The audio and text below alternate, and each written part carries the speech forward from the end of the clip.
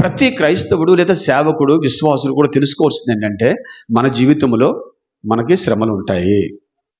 కాబట్టి యేసుక్రీస్తు శ్రమల గురించి మనం ధ్యానం చేస్తున్నాం.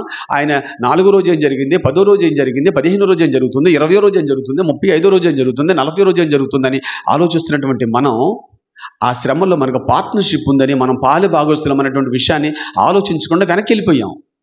ఆ సర్వసత్యాన్ని ఈ రాత్రికాల సమయంలో మనం తెలుసుకొని ఉన్నట్లయితే ఏమవుతుందంటే మన జీవితంలో వచ్చేటువంటి ఏ శ్రమనైనా సరే మనం ఎదుర్కోగలం. ఎందుకంటే మన మైండ్లో ఫిక్స్ అయి ఉన్నాం. యేసుక్రీస్తు ప్రభువారు ఏమని చెప్పారు? మీకు లోకములో శ్రమ కలుగును, నేను జయించాను, మీరు కూడా జయిస్తారు అని చెప్పారు. ఆయన ఏం చెప్తారంటే లోకంలో శ్రమలు ఉన్నాయని చెప్తున్నారు. కానీ మేము కొంతమంది సేవకులు యేసుప్రభు నమ్ముకుంటే మీకు బ్లెస్సింగ్స్ ఉంటాయి అని చెప్పినందువల్ల అనేక మంది వచ్చేస్తారు.